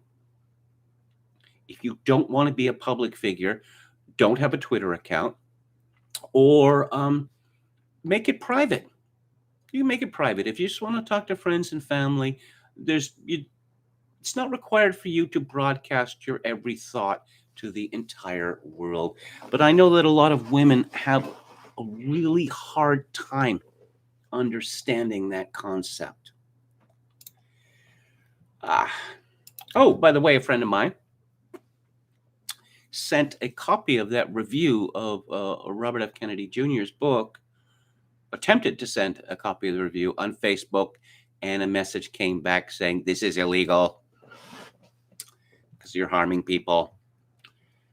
Julie Burchill has a rather amusing piece in Unheard. Just like a cat, she landed on her feet, like that Lou Reed song, Oh Sweet Nothing. She's been around for a long time, since the, 1976. She was one of the hip young gunslingers hired by the New Musical Express. And she and her boyfriend, later her husband, Tony Parsons, declared war on the establishment. Especially Nick Kent, who must have been she was 18, I think. And he was a decade older. But yeah, take that, you old man. There's no blood sport like a literary feud. Words are a writer's field of expertise, so we can wield them like nunchucks, especially at ex-lovers. I don't give a damn what Brad and Angelina are up to in their 4-year, $2 million divorce. But tell me that Liz Jones has written something nasty about her ex, Nirpal Dalawal, or vice versa, and I'm all over it. The war of words, Punch and Judy without the baby or the violence, is still going on despite the fact they divorced in 2007. But they still can't stop tearing chunks out of each other. Earlier this year, Dalawal used the marriage of Lady Kitty Spencer to an older man as a warning against an age difference between couples. He wrote in the Telegraph, "My ex, during our time together, turned her one-sided take on our relationship into a lucrative industry, churning out thousands of articles. I still appear in her work now, despite not speaking to her in 12 years. No one thought to question her shabby flaunting of a brown and virile toy boy." Recollections certainly vary on this one, as Liz retorted in the Mail. "I never once berated him for his morbid obesity. Instead, I hired him a personal kickboxing trainer and bought him a bicycle. What makes this line puzzling? Her shabby flaunting of a brown and virile toy boy. Virile? We rarely had sex." They are, of course, in good company. Writers love to be bitchy about other writers. We make contestants in a beauty pageant look like poor Claires. It's quicker to name writers who didn't go into verbal scraps than those who did. Rimbaud and Verlaine, Thackeray and Dickens, Conan Doyle and Bernard Shaw, H.G. Wells and Henry James, Updike and Rushdie. Gore Vidal was perhaps the worst or best. "Every time a friend succeeds, something inside me dies," he once admitted. He adored feuding with other writers, especially Truman Capote, whom he met in the 40s. Quote, "My first impression, as I wasn't wearing my glasses, was that it was a colorful ottoman. When I sat down on it, it squealed. It was Truman," unquote. They quarreled endlessly in the press all through the next decade, and by the 60s, it ended up in court. Capote said that Vidal had been thrown out of the White House because he was drunk and obnoxious. Vidal denied it and sued, eventually winning the drawn-out case, by which time Capote had no money to pay Vidal damages. This next paragraph here, I burst out loud laughing this morning when I came across it. They never reconciled. In 1984, on being told by a newspaper of Capote's death, Vidal answered a wise career move.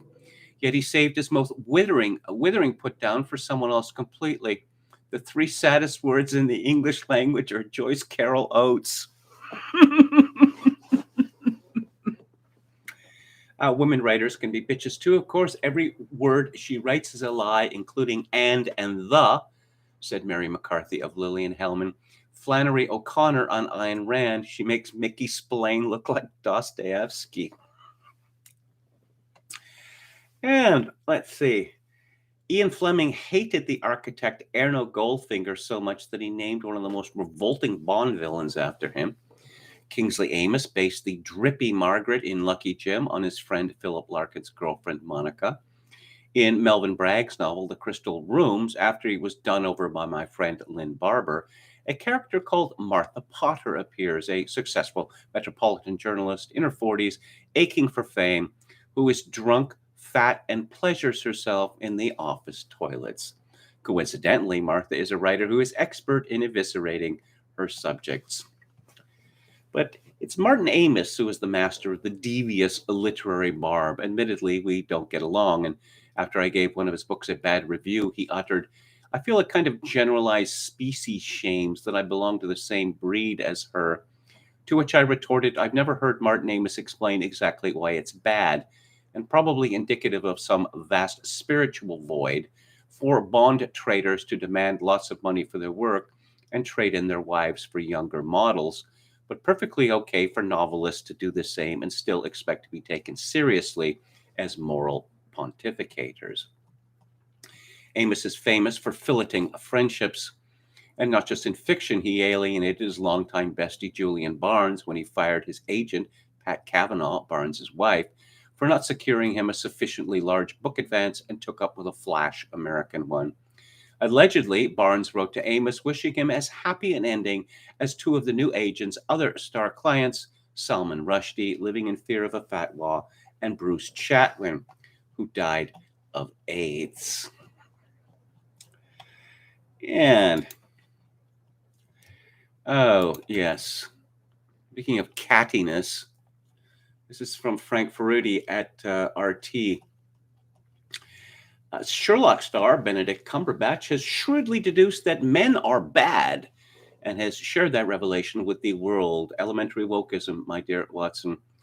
I must confess that I find sanctimonious celebrity sermons particularly nauseating. So when I hear acclaimed actor Benedict Cumberbatch stating that society needs to address toxic masculinity, I reach for my metaphorical sick bucket. He mangled that. It's a reference to Pass the Sick Bag Alice, the legendary Sir John Jr. Used that phrase regularly. Cumberbatch smugly pontificated that we need to fix the behavior of men. In his sermon from Hollywood Hills, the Doctor Strange star exhorted men to stop denying how horrible they are. He decried those who said not all men are bad and blah, blah, blah, but no, we just have to shut up and listen. Cumberbatch's denunciation of masculinity was part of his public relations campaign for his new film, Power of the Dog. That the film is devoted to the pathologization of pathologization. Perhaps a different word should have been chosen. Of masculine identity is not surprising, since in recent years, toxic masculinity has emerged as the target of choice of woke moral entrepreneurs. The term toxic masculinity has become a catch-all phrase to describe male feelings of entitlement, anger, and vulnerability, and the urge to dominate and intimidate through either overt or covert means. In his book, Angry White Men, the American sociologist Michael Kimmel associated masculinity, particularly the type exhibited by white men, as a marker for racist and far-right behavior. From this perspective, the election of Donald Trump was fueled by toxic masculinity. I just kind of have to burst in here, because if you were to, consider masculinity in terms of aggression and violence, who are likely to publicly display such characteristics? White men or black men?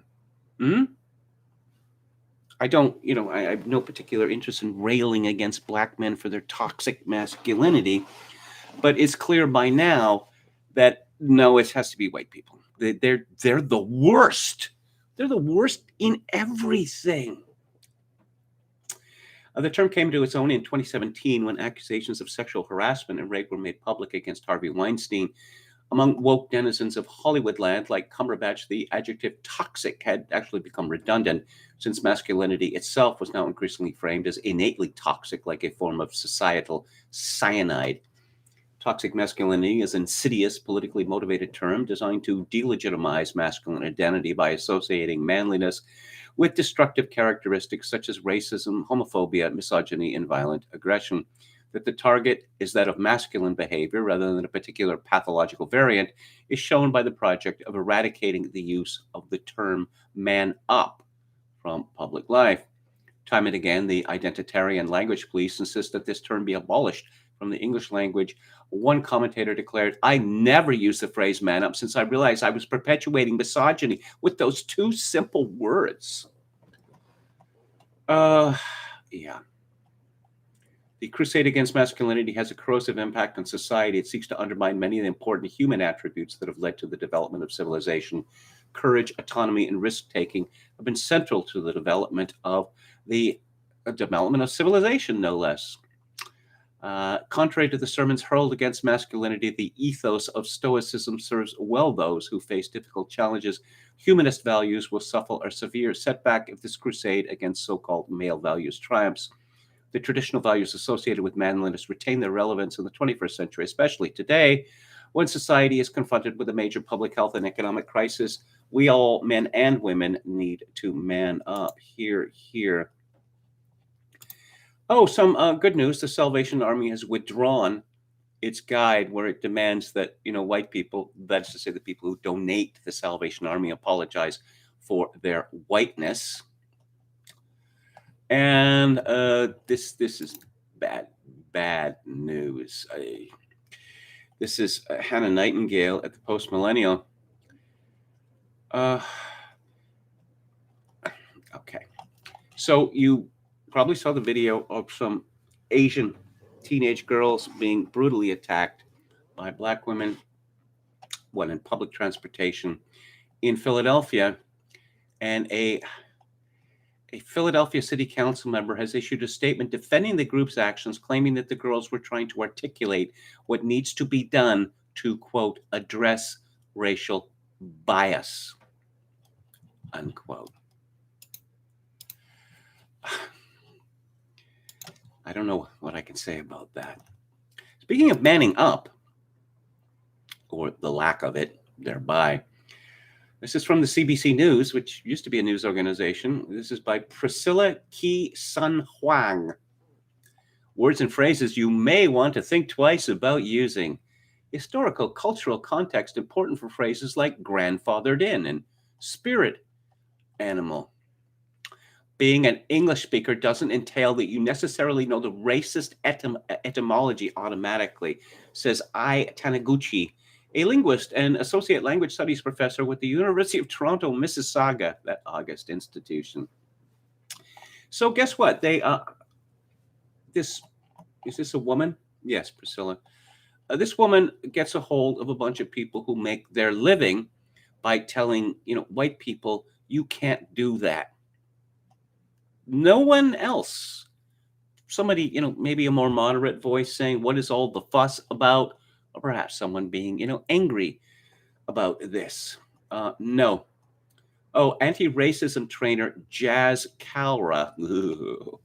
Oh, ghetto, can't use ghetto or inner city. Spooky, because that's making fun of black people, sold down the river because of slavery, grandfathered in.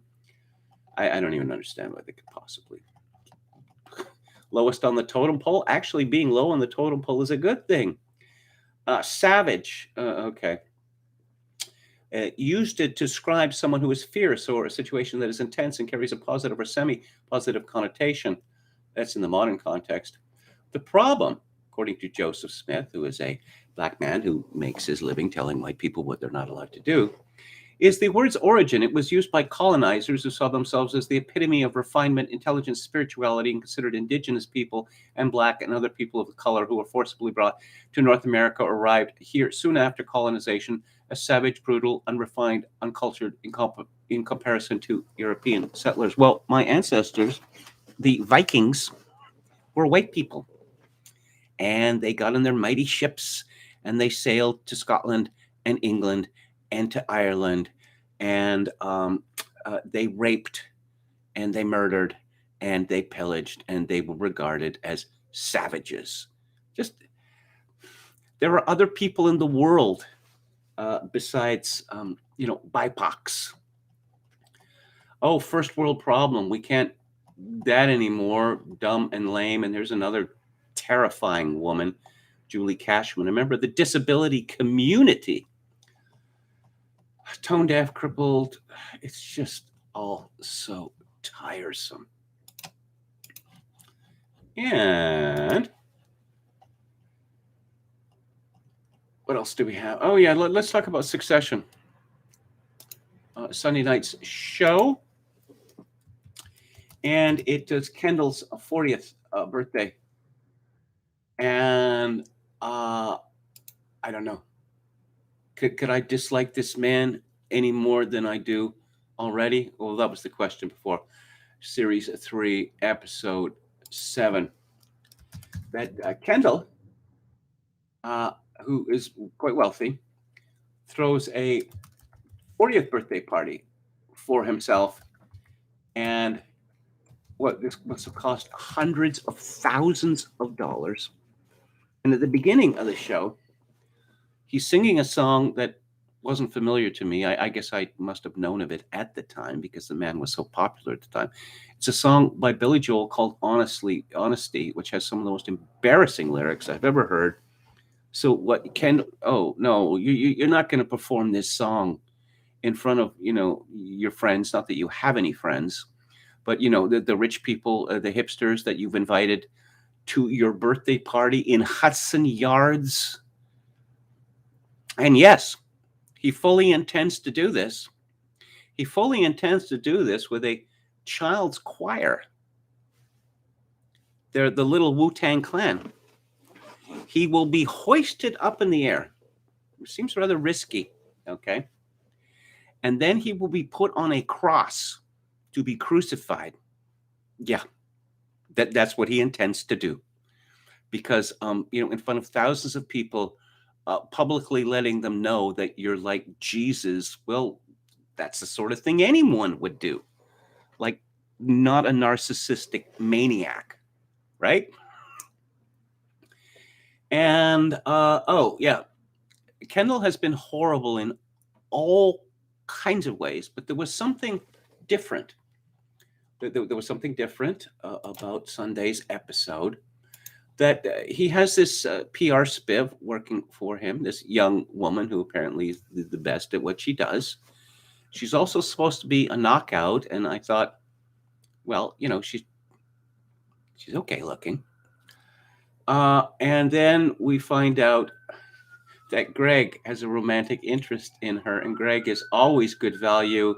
He's trying to be courtly and romantic, and he loses the ability to speak, and he's trying to converse in some sort of like phony medieval accent or something. It's hilarious. But we find out that the PR spiv who works for Kendall is absolutely furious with him because of making her jump through hoops and asking for things which are unreasonable to ask for. At the last minute, could you get Bruce Springsteen to come to the party? Or could you get me a jetpack so I could fly through a ceiling? And just the worst, that, I'm going to order a bunch of He-Man lunch pails, for irony reasons. And then I'm going to decide I don't want to do that. And then I'm going to make you, my employee, sell them on eBay. Oh, and keep receipts and send those to the office. This is a man who's just going up in the sling, a stunt coordinator was hired to do that. Equipment had to be bought and had to be assembled, and saying that, his birthday party is worth, clearly over $100,000. And so he's being petty about a few $100s for lunch boxes. This is really, really bad rich person behavior. Of course, Jeremy Strong is great as always. The birthday party does not go well. I don't know to what extent this was realistic. How is it that you enter this party through I thought it was like a mock-up of, the thing that you go through when you're getting on your plane, right? It's sort of made of fabric, and it's sort of connected to the terminal, but sort of not, right? It can be moved away. I thought it was like that. It was actually an artificial vagina representing Kendall's mother's vagina. And yes, and there was someone dressed up as a nurse saying, "You are now been born into the world of Kendall."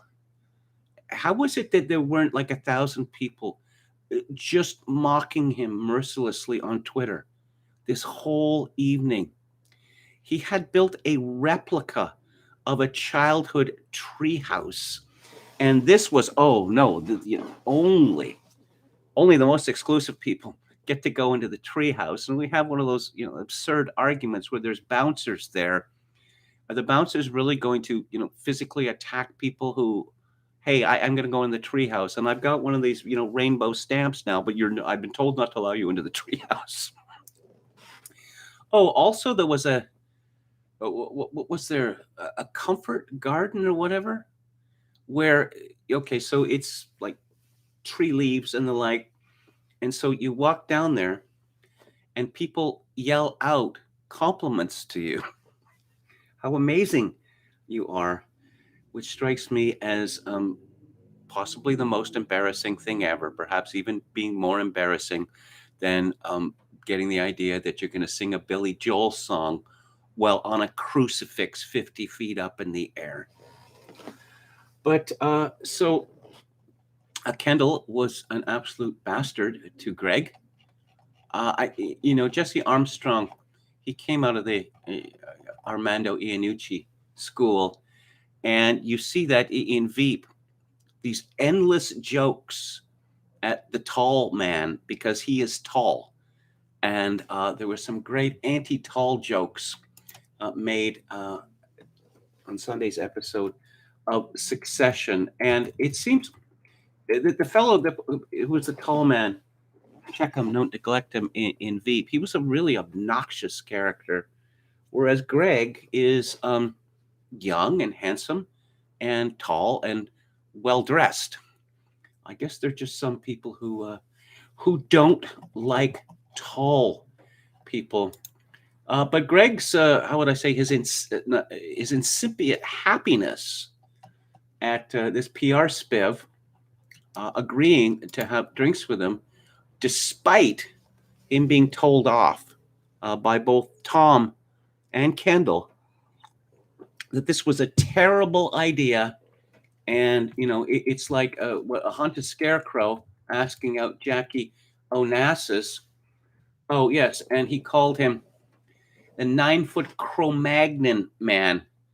When Kendall says, you're like the world's biggest effing parasite. You're a human tapeworm. And none of these people on Succession,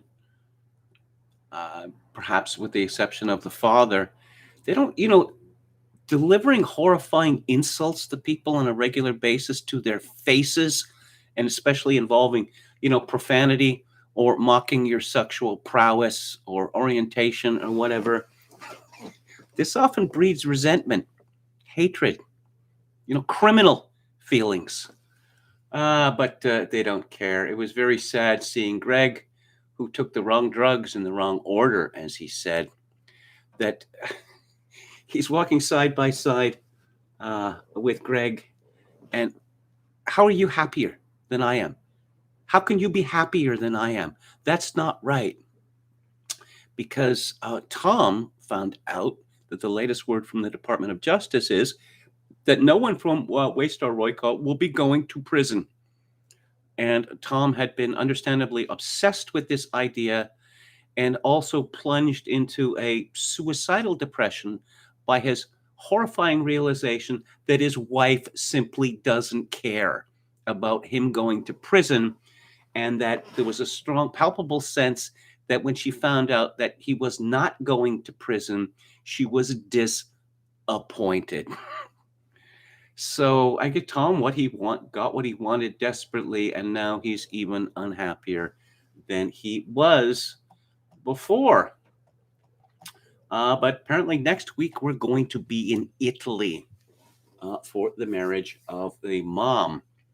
And there's a weird rumor going around the internet about parentage. So that's what I have on Succession. Outstanding episode, I have to say.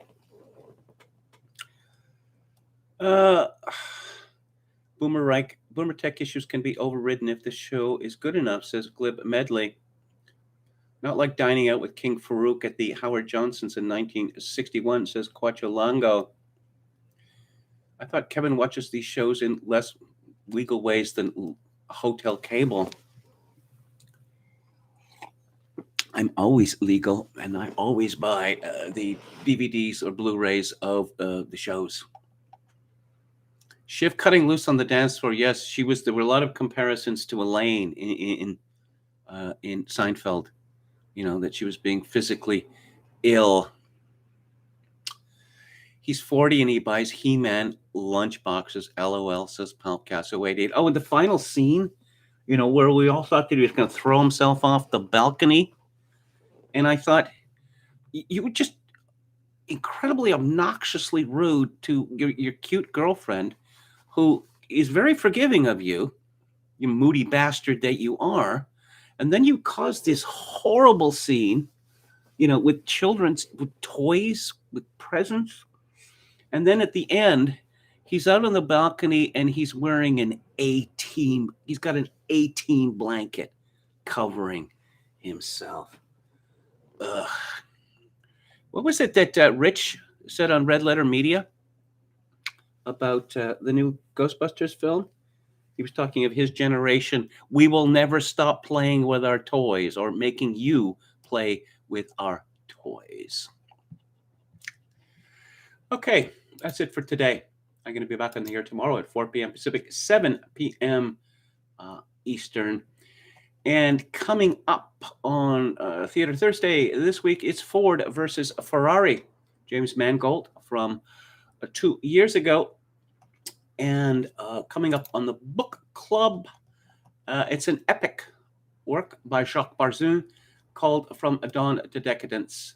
And I have put off Mark E. Smith in the fall, but we'll get into that tomorrow on a belated Music Monday. Thank you all for tuning in. If you'd like to make a donation to the live stream, very much appreciated at this time. We're coming up to, I was told, you may remember, we're going to get some money out to you from the estate in a couple of weeks. Well, it is now 2 days from a couple of weeks, but a couple of weeks could mean 14 days.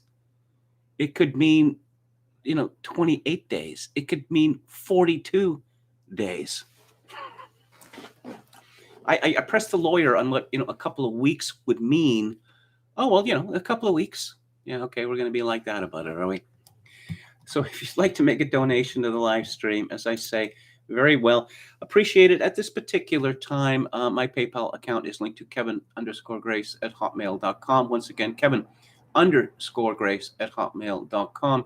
If you were in Canada, donations may be made directly to the live stream via Interac at kevingrace@shaw.ca. And as always, I leave you with this: in these days of social atomization and civilizational collapse, I do dearly wish that you, my dear viewers and listeners, manage to forge a genuine human connection in order to ease the burden. Good night.